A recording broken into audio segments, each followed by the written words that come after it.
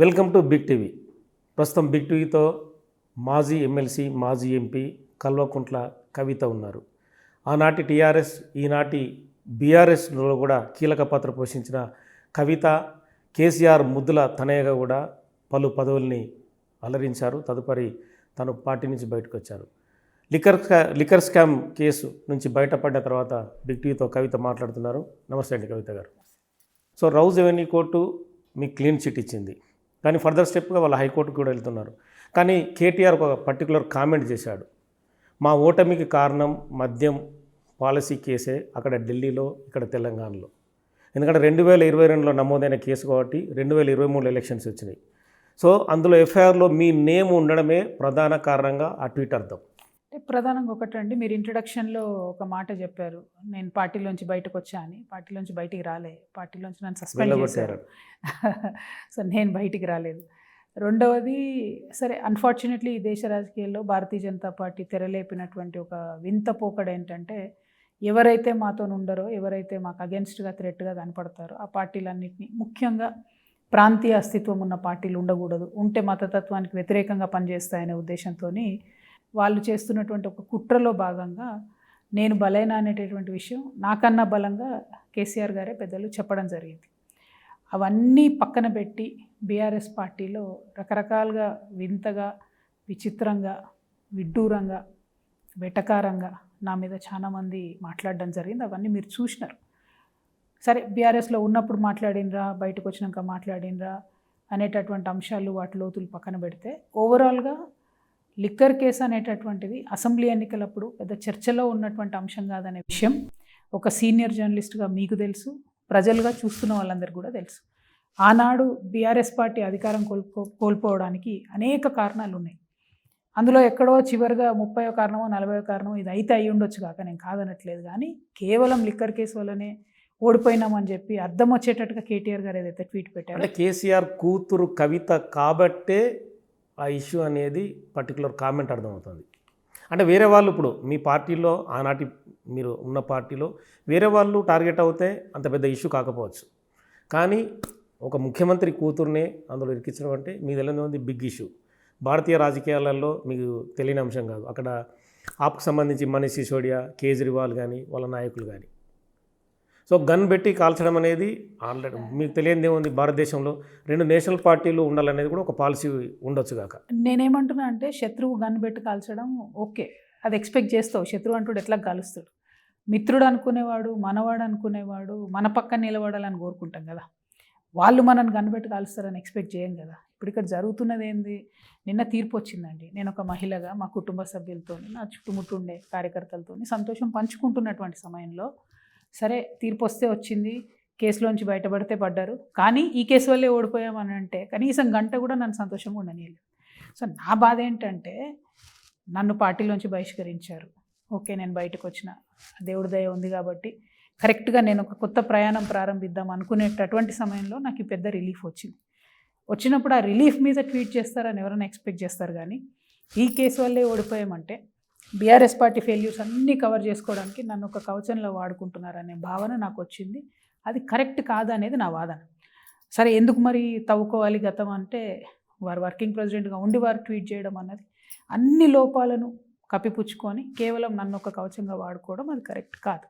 So ఆ లోపాల మీద చర్చ జరగాలని నేను బీఆర్ఎస్ పార్టీలో ఉన్నప్పుడు కూడా అన్నా. బీఆర్ఎస్ పార్టీ అంతకుముందు అసెంబ్లీ ఎన్నికల ఓటమి తర్వాత నియోజకవర్గాల వారిగా చర్చ పెట్టినటువంటి సందర్భంలో కూడా నేను ఓపెన్గా మాట్లాడాను, అందరు కార్యకర్తల ముందే మాట్లాడాను. నేను పార్టీలో కార్యకర్తల పక్షాన్ని ఎప్పుడైనా మాట్లాడాను, ఇప్పుడు కూడా అదే మాట్లాడుతున్నాను. సో నా రిక్వెస్ట్ ఏంటి అంటే, బీఆర్ఎస్ పార్టీ కావచ్చు, ఏదైనా కావచ్చు, రేపు నేను పార్టీ పెడతాను, నేనన్నా కావచ్చు, ఫస్ట్ థింగ్ రాజకీయాల్లో ధైర్యం ఉండాలి, సెకండ్ థింగ్ ఓపిక ఉండాలి, థర్డ్ థింగ్ ఓటమిని అంగీకరించేటటువంటి ఆత్మస్థైర్యం ఉండాలి. ఇవి లేవనుకోండి, రాజకీయాలు ఎంత చేసినా ప్రజలు అప్రిషియేట్ చేయరు. అల్టిమేట్గా ఇవన్నీ ఉంటేనే నిలబడగలుగుతాం. రాజకీయాలు ఇస్ నాట్ 2020 గేమ్ కాదు కదండి, పెద్ద టెస్ట్ మ్యాచ్ నడుస్తూనే ఉంటుంది, ప్రజలతో ఉండాల్సినటువంటి సందర్భం ఉంటుంది. అందుకని నేను బలంగా ఆ వాదన, వారు పెట్టినటువంటి ట్వీట్ని నేను వ్యతిరేకించడం జరిగింది. మీరు పార్టీ నుంచి మిమ్మల్ని వెళ్ళగొట్టడం కావచ్చు, ఓవరాల్గా జరుగుతున్న ఇష్యూస్ కావచ్చు.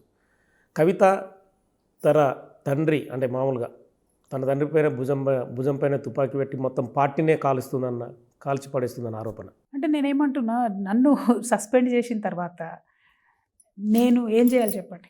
మీరు నా ప్లేస్లో ఉంటే ఏం చేస్తారు? నన్ను అడగలేదు. పోనీ నేను ఏదైనా చేసిన పని తప్పు అనిపిస్తే షోకాజ్ నోటీస్ ఇచ్చి నువ్వు ఈ పని ఎందుకు చేసినావు, నువ్వు ఇట్లా ఎందుకు మాట్లాడినావు, ఇదేంటి అని అడగాలి. లేదు. అంతకుముందే నేను తెలంగాణ భవన్లో నా ప్రెస్లో నా బాధను వ్యక్తం చేశాను. కనీసం వర్కింగ్ ప్రెసిడెంట్ గారన్నా ఫోన్ చేసి ఏమైంది, ఎందుకు ఇట్లా మాట్లాడినావు, నువ్వు ఎందుకు బాధపడుతున్నావు అనేటటువంటి మాట లేదు. ఒక పక్క స్వాంతన లేదు, ఇంకొక పక్క సొల్యూషన్ లేదు. అది ఏంటి అనే డైలమాలో ఉన్నటువంటి సందర్భంలోనే నన్ను పార్టీలోంచి బయటికి పంపించడం జరిగింది. సస్పెన్షన్ అయింది. సస్పెండ్ చేసిన తర్వాత నేనేం చేయాలి చెప్పండి? What should I do? నేను కూడా ఉద్యమం బ్లడ్డే కదండి నాది కూడా. అందుకే ఆ పార్టీ నన్ను సస్పెండ్ చేసినప్పుడు, ఆ పార్టీ నన్ను వద్దనుకున్నప్పుడు, ఆ పార్టీ నుంచి వచ్చిన పదవులు నాకు ఎందుకు అని ఎమ్మెల్సీ పదవికి నేను వెంటనే రాజీనామా చేసిన. సరే, స్పీకర్ గారు యాక్సెప్ట్ చేయడానికి టైం తీసుకున్న, చైర్మన్ గారు, నేను మాత్రం నా తరఫున నేను రాజీనామా చేసిన. ఎందుకంటే ఆ పౌరుషం ఉంటుంది. ఇప్పుడు నువ్వు వద్దనుకుంటే ఒక వ్యక్తి కానీ, ఒక సంస్థ కానీ, ఒక వ్యవస్థ కానీ, మనం వాళ్ళ వెంట పడి పరిగెత్తలేం కదండి. ఇప్పుడు నన్ను ఏం చేయమంటారు చెప్పండి? నా ప్లేస్లో ఇంకోరు ఉంటే ఏం చేస్తారు? నా ప్లేస్లో కేసీఆర్ గారికి ఒక కొడుకు ఉంటే ఇప్పుడు సమాజం అంతా ఏమంటారు? అరే పెద్ద హీరో బై రెబెల్ అవుతున్నాడు అంటారు. నేను డాక్టర్ కాబట్టి అరే కేసీఆర్ గారి భుజం మీద తుపాకీ పెట్టి పేలుస్తున్నావా, కాలుస్తున్నావా? నేను పేలుస్తలే, నేను కాల్చలే. నన్నే గేట్ బయట వాళ్ళే పంపించారు. మీరు ఎందుకు అనుకుంటున్నారు రెబెల్ అని? నేను రెబెల్ అంటలేను. నేనేమంటున్నా అంటే సమాజం గురించి చెప్తున్నా. నా ప్లేస్లో ఒక మేల్ ఈ సిచ్యువేషన్లో ఉంటే డిస్కషన్ వేరేలాగా ఉంటుంది. ఇప్పుడు ఏంది, కూతురు కాబట్టి సైలెంట్గా ఉండాలి, ఇంట్లో ఉండాలి. సస్పెండ్ చేసినాక సైలెంట్ ఎట్లుంటాం? ఎందుకు సమాన స్థాయిలో పెంచండి కేసీఆర్. ఇప్పుడు కేటీఆర్ని రాజకీయాల్లో ఎలా మూమెంట్ చేసిండో, హరీష్ రావుని ఎలా చేసిండో, కవితను కూడా అలాగే చేసిండు కదా. అంటే మీరు రాజకీయాలు పరిశీలిస్తలేరని అర్థం. పరిశీలించడం మీన్స్ అంటే మిమ్మల్ని ఎంపీగా గెలిపించడం కావచ్చు, ఎమ్మెల్సీగా చేయడం కావచ్చు, అంటే మీకు ఒక మంత్రి పదవి ఇవ్వలేదనేది అప్పుడు జరుగుతున్న ఇష్యూ. లేదు, నేను ఎప్పుడు మంత్రి పదవి గురించి ఆశపడలేదు. సెకండ్ థింగ్, ఎమ్మెల్సీ ఇస్తాన్నప్పుడు కూడా నేను కోరిన వారిని, నాకు ఎంపీ ఇన్ఛార్జ్ ఇవ్వండి, నేను ఎక్కడైతే ఓడిపోయానో కష్టపడి మళ్ళీ అక్కడే గెలుస్తాను అడిగిన. పార్టీకి అవసరం ఉంది అని చెప్పి కన్విన్స్ చేసి ఇచ్చారు ఎమ్మెల్సీ తప్పితే నేను అడగలేదు. సెకండ్, ఓకే, ఒక పార్టీలో ఉన్నప్పుడు ఆ పార్టీలోంచి వచ్చే బెనిఫిట్స్ అనేకం వస్తాయి, ఆ పార్టీకి సంబంధించిన కష్టాలు కూడా అనేకం వస్తాయి. నేనేం కాదనట్లు. ఈ డిస్కషన్ అంతా ఎప్పుడు వ్యాలిడ్ అవుతుంది? నేను ఇంకా పార్టీలోనే ఉండి నన్ను సస్పెండ్ చేయకుండా ఉండింటే డెఫినెట్లీ ఈ డిస్కషన్ వ్యాలిడ్ అవుతుంది. నేను పార్టీలో ఉన్నన్నాళ్ళు నేనేం మాట్లాడినో మీరు చూడండి, నన్ను సస్పెండ్ చేసిన తర్వాత నేనేం మాట్లాడుతున్నారో మీరు చూడండి, మీకు వ్యత్యాసం అర్థమవుతుంది. ఒక వ్యవస్థలో ఉన్నప్పుడు ఆ వ్యవస్థను రక్షించే ప్రయత్నం ప్రతి ఒక్కరం చివరి వరకు ప్రయత్నం చేస్తాం. నేను అంతకన్నా ఎక్కువనే ప్రయత్నం చేసిన. ఇంకొక మాట అడుగుతా, నాకేదో ఎంపీ సీట్ ఇచ్చి గెలిపించిరు, ఎమ్మెల్యే సీట్ ఇచ్చి గెలిపించి ఎమ్మెల్సీ ఇచ్చిరు అని అంటున్నారు కదా. అంటే నేను ఏం చేయలేదు అండి పార్టీ కోసం, నేనేం ఉద్యమం చేయలేదు, గౌరవించింది. ఎస్, అట్లాంటప్పుడు అది ఫేవర్ ఎట్లా అవుతుంది? ఒక మనిషి చేసినటువంటి కష్టానికి ఫలితం అవుతుంది. ఇప్పుడు నేను ఒక సూటి ప్రశ్న అడుగుతా అండి. నేనైతే ఉద్యమంలో పాల్గొన్నాను. సబితా ఇంద్రారెడ్డి గారు ఏ ఉద్యమంలో ఉన్నారని తీసుకొచ్చి పదవి ఇచ్చారు చెప్పండి? ఇంకా వేరే ఉద్యమకారులు కానీ ఉద్యమంలో ముందున్న వాళ్ళు లేరా? శ్రీనివాస్ యాదవ్ గారిని తీసుకొచ్చి పదవులు ఇచ్చారు, కడియం శ్రీహరి గారిని తీసుకొచ్చి ఉప ముఖ్యమంత్రి చేశారు, సత్యవతి రాథోడ్ గారిని తీసుకొచ్చి పదవులు ఇచ్చారు. అంటే నేనేమంటున్నా అంటే ఉద్యమానికి సంబంధం లేనటువంటి వాళ్ళందరికీ కూడా పదవులు ఇచ్చినప్పుడు ఈ ప్రశ్న రాకుండా ఉద్యమంలో ఉండి 24 hours కష్టపడి పార్టీలో ఉన్నప్పుడు కూడా కష్టపడ్డటువంటి నన్ను ఇచ్చారు కదా అంటే ఉట్టిగానే ఇలే కదా, డిజర్వింగ్ క్యాండిడేట్స్కి ఇస్తారు, నేను కాదంటలేను. అట్లనే డిజర్వింగ్ సత్యవతి రాథోడ్ గారు అనుకున్నారేమో, ఇచ్చారేమో, ఆ చర్చ పక్కన పెడదాం. సస్పెండ్ చేసే ముందు ఒక పద్ధతి ఉండాలి కదా, ఒక ప్రొసీజర్ ఉండాలి కదా. ఎవరైతే రవీందర్ రావు ఎమ్మెల్సీ గారు కూర్చొని కేసీఆర్ గారికి వ్యతిరేకంగా మాట్లాడతారో ఆయననే నన్ను సస్పెండ్ చేసే కమిటీకి చైర్మన్. ఎప్పుడైతే పార్టీ ఓడిపోయిందో అసెంబ్లీ ఎన్నికలలో, ఓడిపోయిన రోజు రవీంద్రరావు గారు ప్రెస్ మీట్ పెట్టి ఏం మాట్లాడారో మీరు చూడండి. కేసీఆర్ గారిని ఆయన ఎంత దుర్భాషలు ఆడినో మీరు చూడండి. ఆయన్నేమో పార్టీలో ఉంటాడు, నన్నేమో పార్టీ బయటకు పంపిస్తారు. అంటే ఏంది ఇది అన్నది నా ప్రశ్న, అంతకుమించి ఏం లేదు. సరే, బీఆర్ఎస్ అనేది నేను నా జీవితంలో ఒక మూసేసిన పుస్తకం, జరిగిపోయినటువంటి అధ్యయనం అని చెప్పి బలంగా నమ్ముతున్నాను. నేను పర్సనల్గా కష్టాలు పడ్డది ప్రజలకు అవసరం లేదు, రాజకీయంగా జరిగినటువంటి పరిణామం కాబట్టి ఇంతవరకైనా నేను చర్చిస్తున్నాను. రేపటి నాడు నేను ప్రజల్లోనే ఉండాలనుకుంటున్నాను, ప్రజల కోసం పనిచేయాలనుకుంటున్నాను. కాబట్టి సొంతగా ఒక వేదిక, సొంతగా ఒక పార్టీ ఏర్పాటు చేసుకొని తెలంగాణ ప్రజల కోసం పనిచేయాలనుకుంటున్నాను. ఆ దిశగా ముందుకెళ్తాను. రేవంత్ రెడ్డి ముఖ్యమంత్రి అయ్యిండు, కవిత కూడా ముఖ్యమంత్రి అవ్వడం కోసం బయటకు వస్తుంది అనేది బయట ప్రచారం. రేవంత్ రెడ్డి గారు అయినరా ఇంకోరైనరా అన్నది నాకు అనవసరం. నా పరిస్థితి, నేను ఏదైతే పార్టీలో 20 సంవత్సరాల నుంచి పనిచేసినో నన్ను సస్పెండ్ చేసిన తర్వాత నాకున్న ఆప్షన్ ఏంటి? నేను పొలిటికల్గా ఉండాలనుకుంటున్నా, ప్రజల మధ్యలో ఉండాలనుకుంటున్నా. కాంగ్రెస్ పార్టీ ఈ రాష్ట్రంలో ఏమీ పని చేయలేదు, చేయదు కూడా. రాష్ట్రం ఇచ్చినప్పుడు పొలిటికల్గా తప్పితే ఇప్పుడు రేవంత్ రెడ్డి గారు కూడా ఏం చేస్తలేరు, అంతకుముందు కూడా ఏం చేయలేదు. జాతీయ పార్టీల వల్ల ఏం కాదు. భారతీయ జనతా పార్టీ గుండు సున్న తప్ప మనకి ఏమి ఇవ్వలేదు, ఇక ముందు కూడా ఇయ్యరు. అట్లాంటప్పుడు పొలిటికల్గా సర్వైవ్ అవ్వాలి ఈ రాష్ట్రంలో అనుకునే వ్యక్తులకు బీఆర్ఎస్ మిమ్మల్ని బయటికి పంపింది, కాంగ్రెస్ ప్రజలకు ఏం చేయట్లేదు, బీజేపీ ఏం చేయట్లేదు. నాకున్న ఎనర్జీకి నాకున్న ఆల్టర్నేట్ ఏంటి? నేను ఒక వేదిక ఏర్పాటు చేసుకుంటున్నాను. First thing. సెకండ్ థింగ్, ఒక మహిళ ముఖ్యమంత్రి అవ్వాలని ఆస్పిరేషన్ పెట్టుకుంటే తప్పేంటి? నాకున్నటువంటి ఎక్స్పీరియన్స్కి, నాకున్నటువంటి వరల్డ్ ఎక్స్పోజర్కి, నాకున్నటువంటి లిమిటెడ్ అనుభవానికి, అన్నిటికన్నా ఎక్కువ నాకున్నటువంటి చాలా బలమైన ఆకాంక్ష తెలంగాణ ప్రజలకు ఏదో చేయాలని, ఇవన్నీ కూడి ఒక వేదిక వస్తే ఖచ్చితంగా మంచి జరుగుతుందని నేను భావిస్తున్నా. ఆ విశ్వాసంతో ముందడుగేస్తున్నాను. కవిత తీవ్రమైన అసంతృప్తికి గురి కావడానికి కారణం ఏంటి? మామూలుగా మీరు సస్పెన్షన్, ఇందాక లీడర్ల పేర్లు కూడా చెప్పారు, కానీ ఆ రోజు కూడా ఆ లీడర్లే మీకు కూడా బ్రహ్మరత్నం పట్టారు ఆనాటి పార్టీలో. ఎక్కడికి పోయినా కవిత, ఏ జిల్లాకు పోయినా ఒక ముఖ్యమంత్రి కూతురుగా మీకు అన్ని రకాలుగా మీకు యాటిట్యూడ్ ఉంటుండే, అన్ని రకాల మూమెంట్స్ ఉంటుండే. సో పార్టీ సస్పెన్షన్ కంటే ముందు ఇంటర్నల్గా మీ దగ్గర చర్చ జరగలేదా? నాన్నగారితో కానీ, మీ సొంత అన్నయ్యతో కానీ? నేను ఇందాక కూడా మీతో అదే అన్న, మీరు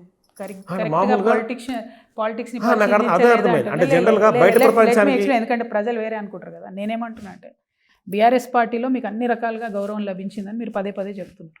నేను మీకు ఎగ్జాంపుల్, లేటెస్ట్ ఎగ్జాంపులే చెప్తాను. ఎప్పుడో నేను జైలుకి వెళ్ళి వచ్చిన తర్వాత నేను ఒక 47 నుంచి 50 నియోజకవర్గాలు తిరిగినా అండి. మీరు బీఆర్ఎస్ పార్టీ సోషల్ మీడియా అంతా చూడండి, అసలు ఎక్కడ కనీసం మెన్షన్ కూడా ఉండదు. అవన్నీ పక్కన పెడదాం. నా సొంత కాన్స్టిట్యున్సీకి పోయి, నా సొంత జిల్లాలో మొత్తం బీఆర్ఎస్ పార్టీ అంతా వేదిక మీద నిలబడి సభ పెడితే కూడా కనీసం దానికి సంబంధించిన మెన్షన్ ఉండదు. సోషల్ మీడియాతోనే పార్టీలు బతుకుతా అంటే బతకవు. కానీ ఇవాళ ఉన్నటువంటి పరిస్థితులలో ఎవరైనా లీడర్కి ఒక చిన్న రికగ్నిషన్ ఇవ్వాలంటే కూడా పార్టీ సోషల్ మీడియాలోనూ అక్కడో ఇక్కడో మాట్లాడతారు, వ్యక్తం చేస్తారు, ఇస్తారు. అటువంటిది ఎక్కడ పార్టీలో ఏది జరిగినా సమానమైనటువంటి గౌరవం అందరికీ లభించింది అనేటటువంటి అంశం మీద చర్చ పెట్టాలంటే చాలా టాపిక్స్ ఉన్నాయి. కాకపోతే నేను ఇందాక మాట్లాడినట్టు ఇది ముగిసిన అధ్యాయం. బీఆర్ఎస్ 100 జరుగుతాయి. మేము త్యాగాలు చేస్తాం ఒక సందర్భంలో ఫలితాలు అనుభవిస్తాం. అది పక్కన పెట్టండి.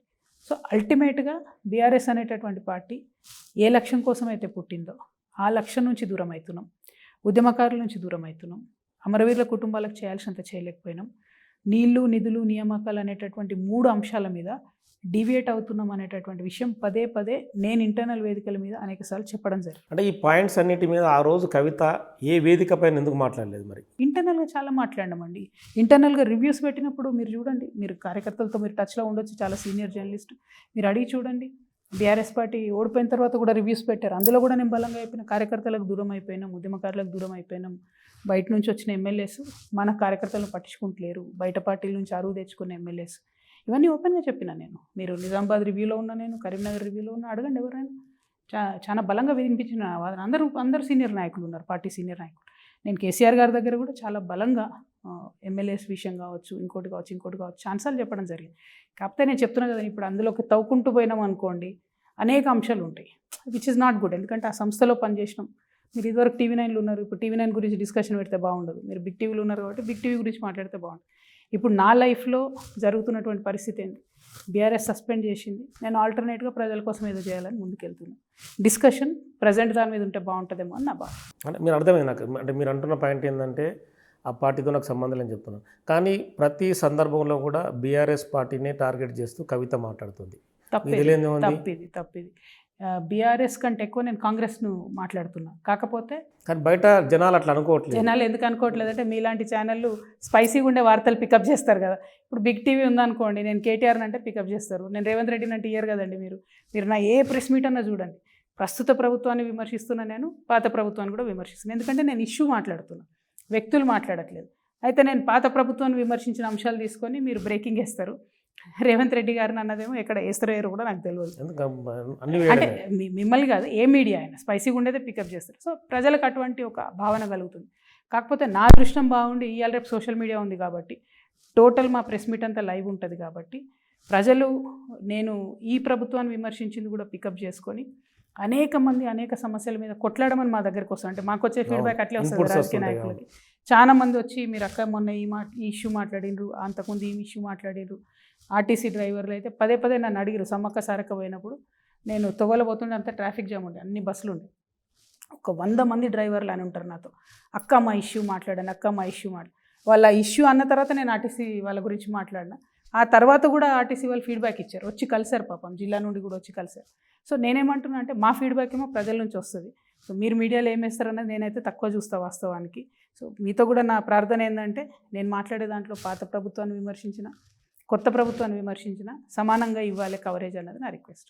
మీ భుజం పైన తుపాకీ పెట్టి కేసీఆర్ని, బీఆర్ఎస్ పార్టీని వెనుక ఉండి రేవంత్ రెడ్డి కాలుస్తున్నాడు అనేది ఆరోపణ. అది ఎంతవరకు నిజం? ఇది ఒక్కటే నాకు అర్థం కాదండి. ఇప్పుడు కొత్తగా ఏ సంస్థ వచ్చినా అయితే కాంగ్రెస్ వెనుకుంది, లేకపోతే బీజేపీ వెనుకుంది అంటారు. బీఆర్ఎస్ని ఇప్పటికి కూడా మీ వెనుక బీజేపీ ఉందని ఒకళ్ళు అంటారు, మీ వెనుక కాంగ్రెస్ ఉందని ఒకళ్ళు అంటారు. నా విషయంలో మాత్రం స్పష్టత నేను ఇవ్వదలుచుకున్నా అండి. నా వెనుక ఎవరూ లేరు. నన్ను పార్టీలోండి సస్పెండ్ చేయడం వెనుక ఎవరు ఉన్నారు అది గమనించండి. ఇప్పుడు నా వెనుక రేవంత్ రెడ్డి ఉన్నారంటే నన్ను సస్పెండ్ చేయించడంలో కూడా రేవంత్ రెడ్డి హ్యాండ్ ఉందా? మరి జర్నలిస్ట్ సర్కిల్లలో కూడా కాదు బ్రదర్, నేనేమంటున్నా, అసలు నేను ఇక్కడ ఈ పరిస్థితులు ఎందుకున్నా ఇవాళ బీఆర్ఎస్ పార్టీ నుండి నన్ను సస్పెండ్ చేసినందుకే కదా. అంటే బీఆర్ఎస్ పార్టీ నుండి నన్ను సస్పెండ్ చేయించడం వెనకాల రేవంత్ రెడ్డి గారు చేయి ఉందా? మరి ఫస్ట్ అది ఆలోచించాలి. నేను ఈ పొజిషన్లో ఉండడానికి కారణం ఎవరు? BRS party. ఆ పార్టీ వెనక ఎవరు ఉన్నారు? మరి అది నాకు తెలియదు. బీజేపీ ఉందా? మరి సో నా వెనక అయితే ఎవరు లేరు, నాకు సపోర్ట్గా ఎవరు లేరు. నెగిటివ్గా 100 మంది ఉన్నారు. నాకు సపోర్ట్గా నాకు తెలిసి ఉన్నది ఒకరు, తెలంగాణ ఆడబిడ్డలు, తెలంగాణ ప్రజలు. వాళ్ళ ధైర్యంతో నేను ముందుకే పోతా. నాకు సపోర్ట్గా అయితే ఎవరు లేరు. ఇవాళ పరిస్థితుల్లో రాష్ట్రంలో నేను కాంగ్రెస్ వ్యతిరేకంగా కొట్లాడుతున్నా, బీఆర్ఎస్కి వ్యతిరేకంగా కొట్లాడుతున్నా.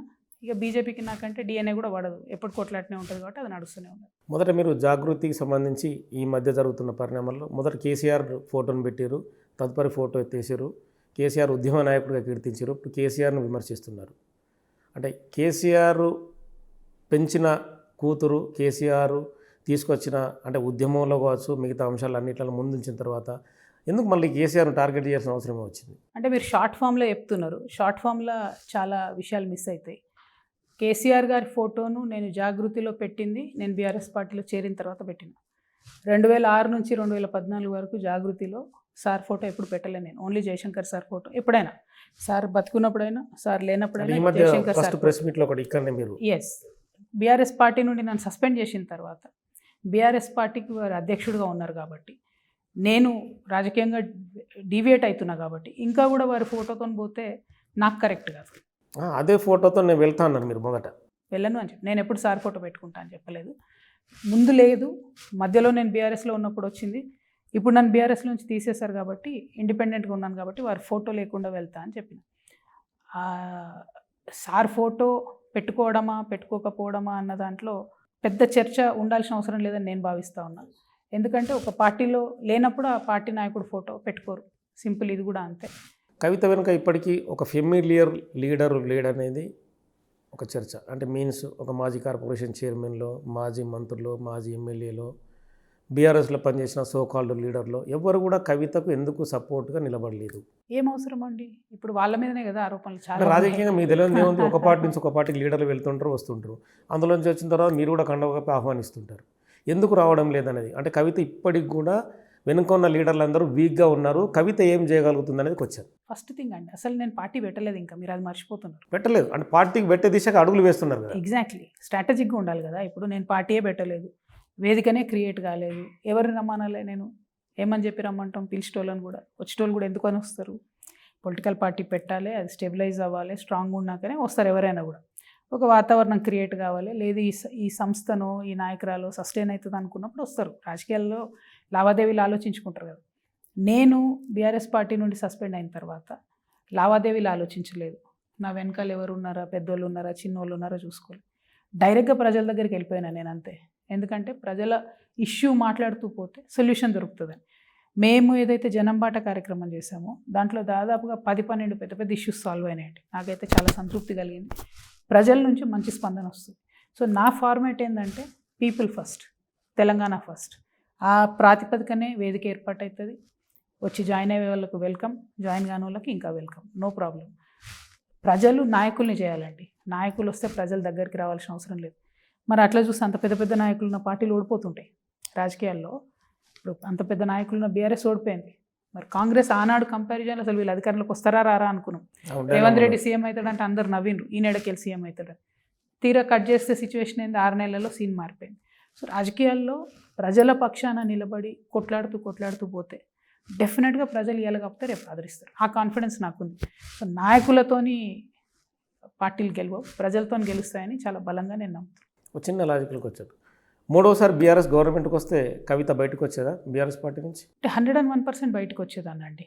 ఎట్లా అంటే ఏ రోజైతే రిజల్ట్ వస్తుందో ఆనాడే నేను నా భర్త ఇద్దరం రాజీనామా లెటర్లు జేబులో పెట్టుకొని పోయినాం, ఇచ్చేసి వద్దాం బయటికి అని చెప్పి. అన్ఫార్చునేట్లీ మేము వెళ్ళేసరికి ఈ రిజల్ట్ బ్యాడ్గా వస్తుంది, బీఆర్ఎస్ ఓడిపోతున్న సమయంలో రాజీనామా చేసి బయటకు వస్తే బాగుండదు, ఓడిపోయింది కాబట్టి వెళ్ళిపోతున్నారని సైలెంట్ అయిపోయి అనుకోకుండా ఆ తర్వాత 15 days లోపల కేసీఆర్ గారికి అనారోగ్యం వచ్చింది, కాల్ ఫ్రాక్చర్ అయింది, తర్వాత హాస్పిటలైజ్ అయిన వారు. ఆ తర్వాత వితిన్ ఎ మంత్ నేను జైల్లో ఉన్నా. సో స్కోప్ లేదు. జైల్లోకి తీసుకెళ్లేటప్పుడు కూడా ఒకటే క్వశ్చన్ అడిగాను నేను, రాజీనామా చేయమంటారా అని అడిగా. వద్దు అన్నారు. అట్లానే ఉన్నా, ఎందుకంటే అప్పటికే అదే పార్టీలో ఉన్నా కాబట్టి. బయటకు వచ్చిన తర్వాత జరిగినటువంటి పరిణామాల్లో మీరు చూసారు, సస్పెండ్ చేశారు, చేసిన వెంటనే రాజీనామా చేసిన. సో పదవి అనేటటువంటిది ఎప్పుడు కూడా నేను ప్రజల కన్నా పెద్దది అనుకోలేదు. ఎందుకంటే అది కూడా నేను కేసీఆర్ గారి నుంచే నేర్చుకున్నా. ఆయన పదే రాజీనామా చేసియే ప్రజల దగ్గర నుంచి తను ఒక లక్ష్యం కోసం ముందుకెళ్లే క్రమంలో ప్రజల్ని దగ్గర తీసుకున్నారు. ఇవాళ నాకు నియతి ఉంది కాబట్టి, బీఆర్ఎస్ పార్టీ పెట్టిన భిక్షణ ఎమ్మెల్సీ పదవి కాబట్టి, పార్టీ నన్ను వద్దనుకున్నప్పుడు ఆ పదవిని పట్టుకొని నేను ఉండలేను కాబట్టి పదవిని వదిలేసి, సో బీఆర్ఎస్ అధికారంలో ఉంటే నేను ఉంటుంటున్నా అనే క్వశ్చన్కి నేను ఇవాళ ఎమ్మెల్సీ వదిలేయాల్సిన అవసరం లేదు. ఎందుకు వదిలేసిన?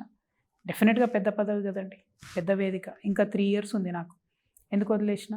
బికాస్ ప్రజలకు చెప్పాలనుకుంటున్నాను. నేను సీరియస్గా ఉన్నా, సిన్సియర్గా ఉన్నా, కమిటెడ్గా ఉండాలని ఒక మెసేజ్ ఇవ్వదలుచుకున్నాను కాబట్టి రాజీనామా చేసిన. పవర్ శాశ్వతం కాదు. అది నన్ను పవర్లో ఉన్నప్పుడు దగ్గరగా కలిసిన ప్రతి ఒక్కరు చెప్తాను. నేను ఎప్పుడైనా అది చెప్తాను. ఎవరన్నా మేడం అంటే మేడం అనకరా నాయన, అక్క అనరా బాబు. ఇవాళ ఎంపీ ఉందని మేడం అంటావు, రేపు నుంచి కనబడవు, నువ్వు అక్క అని వీళ్ళు. డెఫినెట్గా రిలేషన్ ఉండాలి పీపుల్కి. పదవులు ఏముందండి, ఇవాళ వస్తే రేపు పోతాయి. పాలిటిక్స్ అంటే నేను చిన్నప్పటి నుంచి చూస్తున్నా కాబట్టి power is not permanent, but people are permanent. I'm trying that. Let us see, god will help me, I think. Kavitha బయటకు వచ్చి ఇష్టం వచ్చినట్టు ఆరోపణలు చేస్తుంది. కవిత అమ్మ శోభకి, కేసీఆర్కి, కేటీఆర్కి, హరీష్ రావుకి మానసిక క్షోభ కలుగుతుందని భావించడం లేదు. అంటే బయట సామాన్య జనాలలో కూడా ఇట్లా మాట్లాడుతుంటే మనస్తాపం చెందుతాడుగా కేసీఆర్ అని చాలామంది అనుకుంటారు. అంటే పాలిటిక్స్లో మీకు ఇందాక చెప్పినట్టు పాలిటిక్స్ అనేది ఒకసారి పక్కన పెట్టండి. లేదు కదా, మా జీవితంలో పాలిటిక్స్, ఫ్యామిలీ, ఉద్యమం అన్నీ కలిసిపోయినాయి కదండి. అది ఒప్పుకుంటాం, అది ఎవరైనా ఒప్పుకుంటారు. అట్లాంటప్పుడు ఇప్పుడు జరుగుతున్నది కూడా మరి అదే కదా. ఏం చేస్తాం మా జీవితంలో? ఏదైనా బంధాలు, అనుబంధాలు అనేవి చాలా ఇంపార్టెంట్. మీ తెలియదు ఉంది, చిన్ననాటి స్మృతులు ఉంటాయి, ఆడుకున్న వ్యవహారాలు ఉంటాయి, ఒక అన్న, ఒక తమ్ముడు, చెల్లె అంటే రకరకాల ఇష్యూస్ ఉంటాయి. కానీ అవన్నీ పక్కన పెట్టిన కవిత డైరెక్ట్గానే హార్ష్గా మాట్లాడితే మళ్ళీ మీరు తప్పు చెప్తున్నారు బ్రదర్. నేను పక్కన పెట్టలే, నన్ను సస్పెండ్ దాని గురించి నన్ను సస్పెండ్ చేసే ముందు ఈ బంధాలు, అనుబంధాలు, చిన్నప్పటి స్మృతులు బీఆర్ఎస్ పార్టీకి ఎవరు గుర్తురాలేదు. నేను ఒక బీఆర్ఎస్ పార్టీలో కేటీఆర్ గారికి కాదు, 1000 మందికి రాఖీ కట్టుంటాం కనీసం. మొన్న రాఖీకి మీరు కేటీఆర్ కట్టనట్టుగా డిఫరెంట్ స్టోరీ. నేనేమంటున్నా అంటే అటువైపు నుండి కదా వచ్చింది, స్టార్ట్ అయింది ఫస్ట్. దీన్ని మీడియా కానీ ఇంకోరు కానీ నేనేదో పార్టీ వదిలేసి వచ్చినా, నేనేదో క్షోభ పెడుతున్నా అనేటటువంటి మాటలు మాట్లాడుతున్నా. నేను రాలేదు, బై చాయిస్ రాలేదు, బయటికి పంపారు. బయటికి పంపినాక ఏం చేస్తాం? ఆప్షన్ ఏముంది చెప్పండి. నేనైతే పని చేయాలనుకుంటున్నా కదా ప్రజలకు. పని చేసే క్రమంలో నేను దారి వేస్తాను. అంటే మీ అమ్మగారు కూడా మిమ్మల్ని కన్విన్స్ చేసే ప్రయత్నం ఏం జరగలేదా? అంటే ఎందుకు బిడ్డ, let us not talk about family. నేనేమంటున్నా అంటే let us not talk about family. ఒక పొలిటికల్ డెసిషన్ జరిగిన తర్వాత యాజ్ అ పొలిటీషియన్ నా ముందున్న ఆప్షన్స్ ఏంది, ఆప్షన్స్ ప్రకారం నేను ముందుకు వెళ్తాను. ఆ ప్రాసెస్లో ఎవరు హిట్ అవుతారు అనేటటువంటిది ముందు ఆలోచించుకోవాలి, ఏ పార్టీ వాళ్ళైనా కూడా. జరిగింది, ఇక నుండి ఇంకా ముందు జరుగుతూనే ఉంటుంది. తెలంగాణ రాష్ట్ర రాజకీయాలలో ఇంకొక పార్టీకి స్పేస్ ఉందని భావించవచ్చా? 100% ఉంది కదండి. ఇవాళ కాంగ్రెస్ పార్టీ గెలిచింది మున్సిపల్ ఎన్నికలలో, ఏమాత్రం పర్ఫామ్ చేయకుండా కనీసం 2 సీజన్లు రైతు బంధు ఎగ్గొట్టి, పొలాలలో రైతులు కావలి కాశీ చచ్చిపోతున్న పంట కొనకుండా, నైట్ పూట కరెంట్ ఇస్తూ రైతులను ఇబ్బంది పెడుతూ, యూరియా ఇవ్వకుండా ఇబ్బంది పెడుతున్నా, కనీసం మున్సిపాలిటీకి 1 రూపాయి ఇవ్వకుండా మున్సిపల్ ఎన్నికలలో రిజల్ట్ వచ్చింది. అంటే అర్థమైంది, ఫెయిల్ అయిన కాంగ్రెస్కి పాస్ మార్కులు తెప్పించడంలో బీఆర్ఎస్, బీజేపీ సక్సెస్ అయినాయి 2. అంటే వాళ్ళు ఏం పర్ఫామ్ చేస్తలేరు కాబట్టి ప్రజలకు ప్రభుత్వం యొక్క వైఫల్యాలు చెప్పలేకపోతున్నారు. మళ్ళీ డిఫాల్ట్గా ప్రభుత్వం గెలిచింది. అంటే రెండు ప్రతిపక్షాలు బీఆర్ఎస్ కానీ బీజేపీ కానీ ఫెయిల్ అయినాయి. ప్రజలకు వాళ్ళు ఇచ్చినటువంటి వాగ్దానాలు డెలివరీ చేయడంలో కాంగ్రెస్ ఫెయిల్ అయింది. అటువంటప్పుడు డెఫినెట్గా ప్రజలు ఆల్టర్నేట్ చూస్తారు కదా. ఆ ఆల్టర్నేటివ్ స్పేస్లో రేపు పొద్దున జాగృతి ఉంటుందని చెప్పి నేను నమ్ముతున్నాను. అంటే కవిత టార్గెట్ ఎవరు, బీఆర్ఎస్ఆ, కాంగ్రెసా, బీజేపీ? నా టార్గెట్ ప్రజలండి. ప్రజలు బాగుండాలి. నేను ఎవరిని టార్గెట్ చేయట్లేదు. ఇష్యూస్ని టార్గెట్ చేస్తున్నా, పేదరికాన్ని టార్గెట్ చేస్తున్నా, ప్రాబ్లమ్స్ని టార్గెట్ చేస్తున్నా. అండ్ ఐఎమ్ షూర్ అవి టార్గెట్ చేస్తుంటే ప్రజలకు ఎక్కడో ఒక చోట కొంత మేలు అవుతూ ఉంటుంది.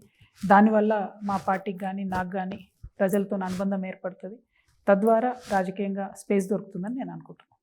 ఫోన్ ట్యాపింగ్ కేసులో వరుస విచారణ మీకు తెలియదే ఉంది. హరీష్, కేటీఆర్, సంతోష్ అందరు వరుసగా వస్తున్నారు. కేసీఆర్ నోటీసులు ఇచ్చి విచారించిన రోజు కూడా మీ నుంచి కొంత సానుభూతి కనిపించలేదు. ఎందుకని? సానుభూతి ఎందుకు ఉంటుందండి నాకు? అంటే పార్టీ నేతకు మీరు అందులో పనిచేసి వచ్చిన, అంటే సరే మిమ్మల్ని సస్పెండ్ చేసారు, అది పక్కన పెడితే సస్పెండ్ చేయడం ఎందుకు విచారిస్తారు అన్న క్వశ్చన్ని మీరు. నేను ఒక మాట చెప్పాను. ఇప్పుడు బీఆర్ఎస్ పార్టీతో మీకు సంబంధం లేదు. కాంగ్రెస్ పార్టీ ఏదో విచారణకు ఆదేశించింది. కాంగ్రెస్ పార్టీ చేసే డ్రామా అని మనందరికీ తెలుసు. ఎందుకంటే 2.5 ఏళ్ళుగా సాగదీస్తున్నారు. ఎన్నికలు వచ్చినప్పుడు మళ్ళీ రేవంత్ రెడ్డి గారు ఆ కేసు ముందుకు తెస్తారని చిన్న పిల్లగాన్ని అడిగినా చెప్తారు. మొన్న మున్సిపల్ ఎన్నికలు ఉండే కాబట్టి 2 రోజులు విచారణ అన్నారు. తర్వాత ఏం లేదు. మళ్ళీ ఇప్పుడు జెడ్పీటీసీ ఎన్నికలు పెడితే మళ్ళీ విచారణ అంటారు. సో నేను ఒకటే చెప్తున్నా, ఆ ఫోన్ ట్యాపింగ్ కేసు అయినా ఇంకో కేసు అయినా తొందరగా కంక్లూడ్ చేస్తే బాగుంటుంది. కంక్లూడ్ చేయకుండా దాన్ని సీరియల్ లాగా సాగదీసి దాంట్లో ప్రతిసారి వచ్చిన వాళ్ళల్లా వీరతిలకాలు దిద్దుకొని పెద్ద ఊరేగింపులు చేసుకొని విచారణకు హాజరవడము, దీనివల్ల ప్రజలకు ఒరిగేది ఏం లేదు, ప్రభుత్వానికి కూడా ఒరిగేది ఏం లేదు. కాబట్టి నేనేం సింపతి కూడా చూపించలేదు దాంట్లో. కొత్త పార్టీకి మీ తండ్రి కేసీఆర్ గారు ఆశీస్సులు కవిత కోరుకుంటుందా? అంటే ఆశీస్సులు ఉండాలని భావిస్తున్నారా? అంటే యాజ్ అ ఫాదర్ డెఫినెట్లీ నేనేం చేసినా సక్సెస్ అవ్వాలని అని అనుకుంటారు. యాజ్ అ మదర్ అనుకుంటారు. పొలిటికల్గా రైవలరీ ఉంటే ఉండొచ్చు, పొలిటికల్గా కాంపిటీషనే ఉంటే ఉండొచ్చు. కానీ పొలిటికల్గా మాత్రం కలిసేది లేదు, పొలిటికల్గా మాత్రం సలహాలు తీసుకునేది లేదు, మాట్లాడేది లేదు. తండ్రిగా డెఫినెట్గా ఆశీర్వాదం వరద ఉంటుందని నేను అనుకుంటున్నాను. 2 నెలల్లో మీ కొత్త పార్టీ వస్తుంది అనుకుంటా. అంటే నెక్స్ట్ జెడ్పీటీసీ, ఎంపీటీసీ ఎన్నికలకి మీ పార్టీ లైన్లో ఉంటుంది అనుకుంటా. సో మీ పార్టీ అంటే ఎలా ఉండబోతుంది? మీ పార్టీకి సంబంధించిన రూపురేఖలు కానీ, మీ అంబిషన్స్ ఏంటి, ప్రజలకు ఏం చేయాలని చెప్పి కవిత అనుకుంటుంది? ఇవన్నీ పార్టీ లాంచ్ రోజు చెప్పాలనుకుంటున్నాను. 100% చెప్పచ్చు. అయితే ఒకటి, ఈ 3 పార్టీలు ఎక్కడైతే ఫెయిల్ అయినాయో ఆ స్పేస్లో మేము పనిచేస్తాం. ఒక మానవీయ కోణంలో పనిచేస్తాం.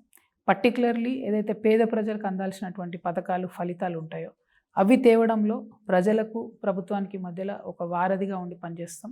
ఆ వారధి అనేటటువంటిది ఉట్టిగానే రాదు. ఈ ప్రభుత్వం ఎవరికి కూడా పేద ప్రజల పక్షాన ఇచ్చిన వాగ్దానాలు ఇప్పటికీ లోపాలు ఉన్నాయనుకుంటారా తెలంగాణ ప్రజలకు? ఇప్పటికీ అంటే పథకాలు కావచ్చు, వాళ్ళకి రావాల్సిన ఏదైనా సరే వాళ్ళకు ఇక్కడ నష్టపోతున్నారనేది భావిస్తుందా కవిత? ఎక్కడన్నా పాయింట్అవుట్ చేసిందా? 100%. మేము జనం బాటలో చూసి చెప్తున్నటువంటి అంశాలే మీకు చెప్తున్నాను నేను. ఇప్పుడు ఫర్ ఎగ్జాంపుల్ కళ్యాణ లక్ష్మి పథకం ఉందనుకోండి, ఇవాళ ఓపెన్ సీక్రెట్ 10,000 తీసుకొని ఇస్తున్నారు అక్కడ ఉండేటటువంటి మనుషులు.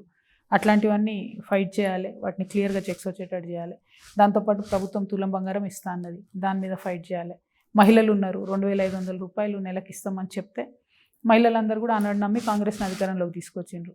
ఇవాళ ముఖ్యమంత్రి గారు స్టేట్మెంట్లు ఇచ్చుడు, కోటీశ్వర్లను చేస్తా అని చెప్తే ఇంతవరకు 2,500 రూపీస్ ఇవ్వలేదు. అది పెట్టాలే బడ్జెట్లో అని ఉద్యమాలు చేస్తున్న ఏకైక సంస్థ జాగృతి. ఇవ్వాలి ఏ ప్రతిపక్షం కూడా అడగట్లేదు. డెఫినెట్గా మహిళల పక్షాన అడుగుతాం. కౌలు రైతులు ఉన్నారు, వాళ్ళ పక్షాన మాట్లాడతాం. రైతు కూలీలు ఉన్నారు, వాళ్ళ పక్షాన. అందరికన్నా ఎక్కువ అండి ఒక మాట, ఇవాళ ఏఐ వస్తే ఉద్యోగాలు పోతాయని చెప్పి మొత్తం ప్రపంచం అంతా గగ్గోలు పెడుతుంది. ఏం చేస్తుంది చెప్పండి గవర్నమెంట్? ఏఐ ద్వారా ఉద్యోగాలు పోయేటటువంటి సాఫ్ట్వేర్ ఇంజనీర్స్ ఉన్నారు. కనీసం ఏమైనా ఆలోచిస్తుందా ప్రభుత్వం? ఒక పాలసీ అన్నది తెచ్చిందా? అరే మీరు భయపడకండి, మేము సెక్యూరిటీ ఎట్లా చూస్తాం అంటే, నిన్నగాక మొన్న ఒక అమెరికన్ కంపెనీ ఒక్కటే రోజు CEO సింగిల్ ట్వీట్లో 4,000 మందిని తీసేశారు. ఈ మధ్య అమెజాన్ కూడా 15 లక్షల మంది తీసేశారు. మరి అట్లాంటప్పుడు రేపు పొద్దున హైదరాబాద్ ఎట్లా నడుస్తుందండి? సర్వీస్ సెక్టర్ మీద నడుస్తుంది. మరి అటువంటి సర్వీస్ సెక్టర్ రేపు పొద్దున 7,000 మంది ఉద్యోగులను తీసేస్తే వాళ్ళ పరిస్థితి ఏంటి? అంటే ఇన్ని రోజులు ఆ ఉద్యోగులు పనిచేసినప్పుడేమో వాళ్ళు ట్యాక్సీలు కడితే ప్రభుత్వం నడిచింది. ఇప్పుడు కనీసం మరి ఆ ట్యాక్స్ రిటర్న్ ఇస్తారా? ఏం చేస్తారు మీరు? What will you do for the IT employees? ఆలోచిస్తున్నా.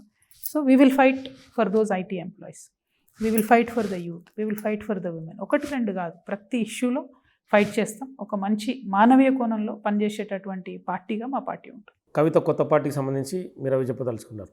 ఇప్పుడు ఒక్కసారి మళ్ళీ బ్యాక్ వెళ్దాం. లిక్కర్ కేసులో మీ క్లీన్ షీట్ వచ్చిన తర్వాత ఒక లేడీగా, ఒక మహిళగా మీ ఫీలింగ్ ఏంటి? అంటే డెఫినెట్గా ఒక 4 years విపరీతమైన స్ట్రెస్లో ఉన్నాం ఫ్యామిలీ అంతా. నన్ను అరెస్ట్ చేసిన రోజు కూడా మా అబ్బాయి పాపం వాడి బోర్డ్ ఎగ్జామ్స్ ఉండే, ఇంటర్మీడియట్ బోర్డ్ ఎగ్జామ్స్ ఉండే, ఆర్య చిన్నోడు. ఆ రోజు ఆ 15-20 days అయితే లిటరలీ నరకయాతన. ఆ తర్వాత నెమ్మదిగా పిల్లలు కూడా అర్థమైంది, వాళ్ళు కూడా స్ట్రాంగ్ అయినరు. కాకపోతే నిన్నొచ్చిన రిలీఫ్ అనేటటువంటిది మాత్రం అల్టిమేట్లీ ప్రకృతి ఇచ్చినటువంటి వరం. Nature has blessed me, God has blessed me అనుకుంటున్నాను నేను. ఎందుకంటే రేరెస్ట్ ఆఫ్ ద రేర్ కేసెస్లో ఇట్లా జరుగుతుంది. మేము ఏదైతే మొదటి నుంచి చెప్తూ వస్తున్నామో ఇది కేవలం పొలిటికల్ కేసు, దీంట్లో ఏమీ లేదు, అందరినీ టార్గెట్ చేసి ఇబ్బంది పెడుతున్నారని చెప్పాము, అదే జరిగింది.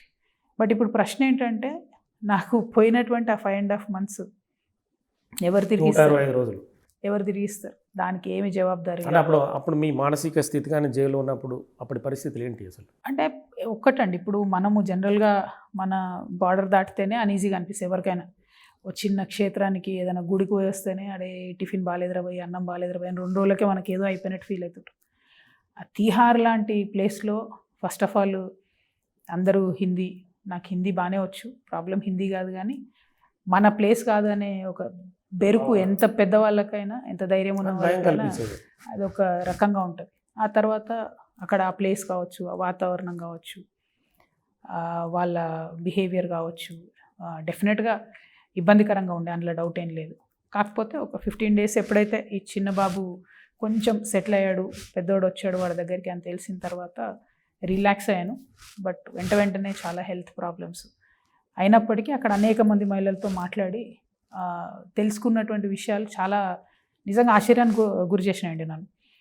డబ్బులు లేక ఒక 5 years నుంచి ఒక లేడీ ఉంటుంది జైల్లో, అందులో బెయిల్ వేయలేక, అట్లా బెయిల్ వేయలేక నెలలు సంవత్సరాల తరబడి ఉన్న లేడీస్ అయితే ఎంతోమంది ఉన్నారు. అంటే ఇవన్నీ చూసిన తర్వాత న్యాయ వ్యవస్థలో కొంత మార్పు రావాల్సిన అవసరం ఉంది.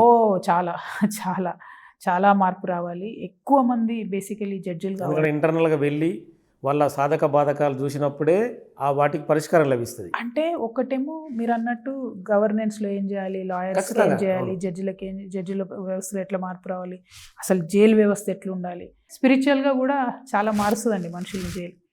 నాకు జైల్లోంచి బయటకు వచ్చిన తర్వాత లైఫ్ ఎంత విలువైనది, you should live 1 day at a time. ఎక్కువ ఆలోచించవద్దు, బ్రెయిన్ పాడు చేసుకోవద్దు. ఈరోజు మంచి పని చేసినావా లేదా, రేపు మంచి పని చేసినావా లేదా, దాని గురించి ఆలోచించాలి. ఆ లైన్లో పోతుంది.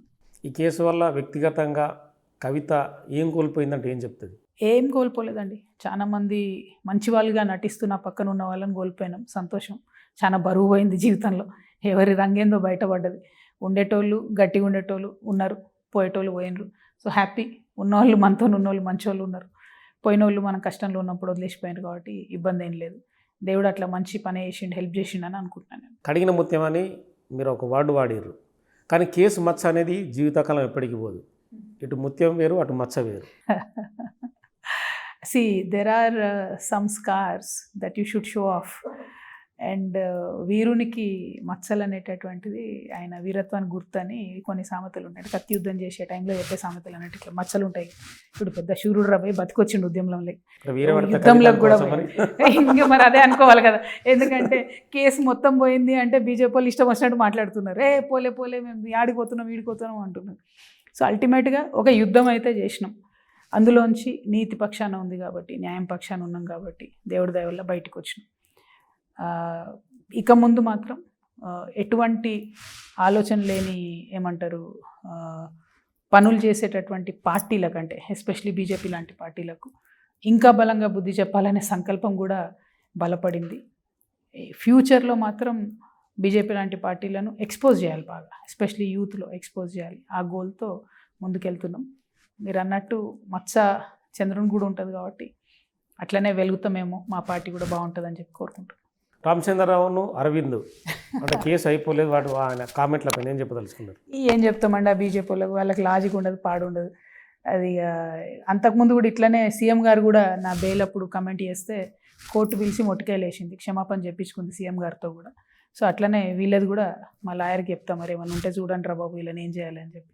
కానీ ఒక్కటి మాత్రం అర్థమైంది నిన్న రామచంద్రరావు గారు మాట్లాడిందని మాటల్లో, నాకు కాదు తెలంగాణ ప్రజలకి, అవుట్ రైట్గా 100% తప్పున్నా లేకున్నా బీజేపీ వాళ్ళు అనుకుంటే జైలుకు పంపుతారు, బీజేపీ వాళ్ళు అనుకుంటే కేసులు కడతారు అన్నది మాత్రం తెలంగాణ ప్రజలకు అర్థమైంది.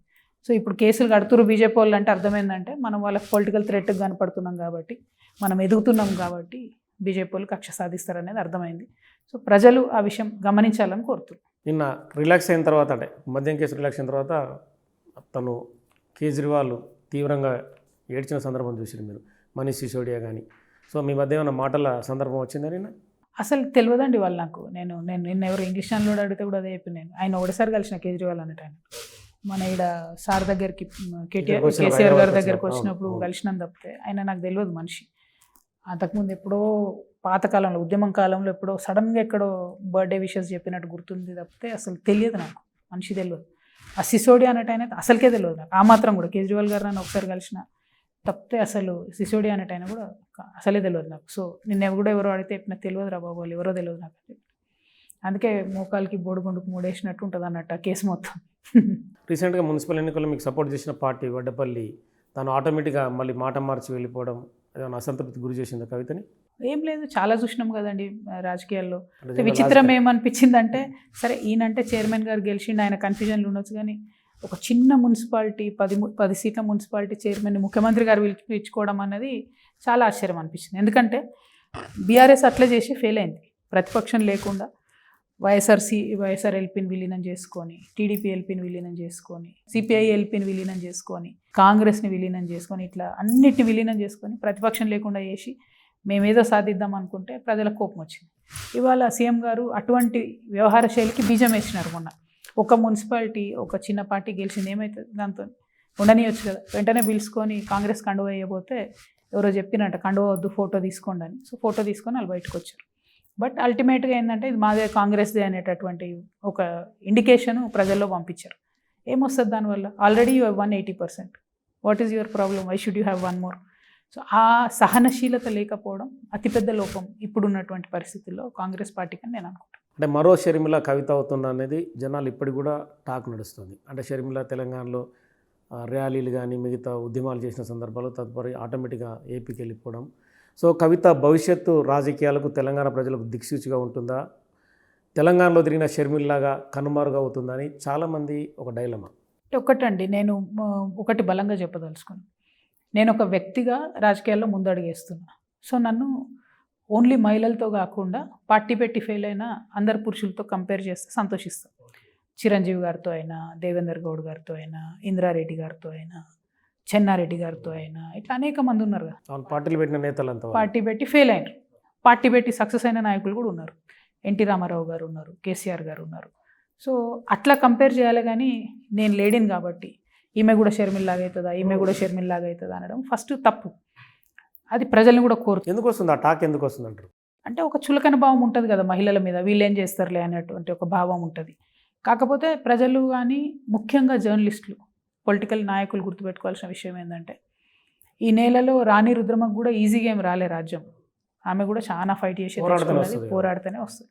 చాకలైలమ్మకు కూడా ఇప్పుడు కూడా మనం చెప్పుకుంటున్నాం గర్వంగా, అంటే కొట్లాడింది కాబట్టి. సో నాకు మాత్రం నా డిఎన్ఏలో కొట్లాట ఉంది. సో నేను ఫైట్ చేస్తూనే ఉంటాను. పదవులు ఇప్పుడు వస్తాయా అప్పుడు వస్తాయా, ఈ రేపటికే వస్తుందా తెల్లారెటికే వస్తాయి, ఇవి ఇష్యూ కాదు. ప్రజలు ప్రైమరీ ఇష్యూ. ప్రజల కోసం పనిచేస్తుంటే బై డిఫాల్ట్ పదవులు వస్తాయి, బై డిఫాల్ట్ ప్రభుత్వాలు వస్తాయి. కాబట్టి నేను ప్రజల కోసం పనిచేసుకుంటూ వెళ్తాను. సో నన్ను కంపేర్ చేయాలనుకుంటే you compare me with everybody. ఒక వ్యక్తిగా కంపేర్ చేయండి, ఒక మహిళగా కంపేర్ చేసి షర్మిల ఇట్లా అయింది, షర్మిల అట్లా అయింది అంటే ఏమైంది? షర్మిలకు బాగానే ఉంది కదా, ఆమె పోయి మంచిగా అక్కడ పీసీసీ ప్రెసిడెంట్ అయింది, హ్యాపీగా ఉంది. జడ్పీటీసీ ఎంపీటీసీ ఎన్నికల్లో కవిత వెళ్ళబోతుంది. ఎందుకంటే గ్రామస్థాయి ఎన్నికలు అవన్నీ ప్రజలకు దగ్గరగా నిలబడుతున్న ఎన్నికలు. అంటే ప్రజలకు ఏ సందేశం ఇవ్వబోతుంది కవిత? అంటే మీ పార్టీ నేత కావచ్చు, మిగతా పార్టీలని ఎదిరించే వ్యవహారంలో కావచ్చు.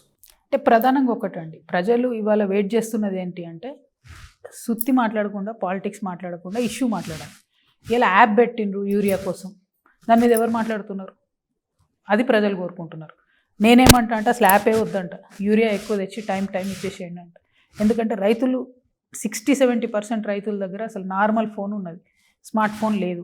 ఇప్పుడు స్మార్ట్ ఫోన్ ఎవరిని తీసుకురావాలి, ఎవరిని బతిమలాడుకోవాలి, ఎట్లా చేయాలి? సో అది పాసిబుల్ కాదు. పాసిబుల్ కానటువంటి అంశాలు ప్రభుత్వం తన ఫెయిల్యూర్స్ కప్పిపుచ్చుకోవడానికి ఒక యాప్ అని ఇదని ఒక మాయ క్రియేట్ చేస్తున్నారు. సో అట్లాంటి ఎక్కడైతే లోపాలు ఉన్నాయో, గ్రామాలలో ఉన్నటువంటి ఇబ్బందులు ఉన్నాయో వాటిని మేము అడ్రస్ చేస్తాం. తద్వారా ప్రజల హృదయాలను గెలుచుకుంటాం, డిఫరెంట్గా కనబడతాం. మీరు చూడండి, మేము పార్టీ పెట్టిన తర్వాత కూడా బలంగా పనిచేస్తాం. స్టార్టింగ్ నుంచే బూత్ లెవెల్ కమిటీస్ వేసుకుంటాం, అగ్రెసివ్గా పనిచేస్తాం. 2029 నెక్స్ట్ అంటే ఎన్నికలు, ఆ టైంలో అంటే పొత్తులకు వెళ్ళే అవకాశం ఉంటుందా? డైరెక్ట్గా సింగిల్గానే పార్టీ ముందుకెళ్తుందా అంటే అత్యధిక అసెంబ్లీ స్థానాలు అంటే కవిత బలం ఏందనేది అక్కడే తెలిసిపోతుంది. అంటే 2028 డిసెంబర్ ఎన్నికలు వస్తాయని కొందరు అంటున్నారు, 29 29 అని అవును. కొంతమంది అంటున్నారు. ఎప్పుడొచ్చినా అసెంబ్లీ ఎన్నికలలో మాత్రం మేము చాలా బలంగా అధికారంలోకి రావడానికే ప్రయత్నం చేస్తాం. ఆ స్థాయిలో సింగిల్గానే వెళ్తుందా ఏమైనా ఎవరితో పొత్తుతో కలుపుకొని వెళ్ళాలనే ప్రయత్నం ఉంటుందా? అంటే అప్పటి పరిస్థితులను బట్టి వేచి చూడే అవకాశం ఉందా? లేదు సింగిల్గానే వెళ్తాం. బట్ పార్టీ పెట్టినాక పార్టీ నుంచి ఒక ప్రాపర్ డిస్కషన్ తర్వాత డెసిషన్ చెప్తాం. బట్ ఇప్పుడు ఉన్నటువంటి పరిస్థితులలో ప్రజలు కోరుకునేదైతే ఏదేమైనా సరే మా పక్షాన్ని నిలబడే ప్రాంతీయ పార్టీ ఉండాలని కోరుకుంటున్నారు. ఆ పార్టీకి ఎన్ని సీట్లు వస్తాయన్నది పక్కన పెడితే ఆ పార్టీ అనేది ప్రజల గొంతుకగా వినబడాలని కోరుకుంటున్నారు. ఓకే అండి, థ్యాంక్ యూ కవిత గారు. సో మొత్తానికైతే కవిత తన పోరాట పంతాన్ని కొనసాగిస్తున్నట్టుంది. ఖచ్చితంగా తెలంగాణ రాష్ట్ర చరిత్రలో తన పార్టీ ప్రజల నిర్ణయం మేరకే ముందుకు సాగుతూ ఉంటుంది. ఖచ్చితంగా తనకు లిక్కర్ కేసు సాంత్వన కలిగించినా కూడా కొన్ని రాజకీయ పార్టీల విమర్శల్ని పట్టించుకొని ఖచ్చితంగా రాజకీయ కథన రంగంలో వెనుకాడే ప్రసక్తి లేదని చెప్తుంది. విత్ కెమెరామెన్ అశోక్, సంతోష్తో నగేష్, బిగ్ టీవీ.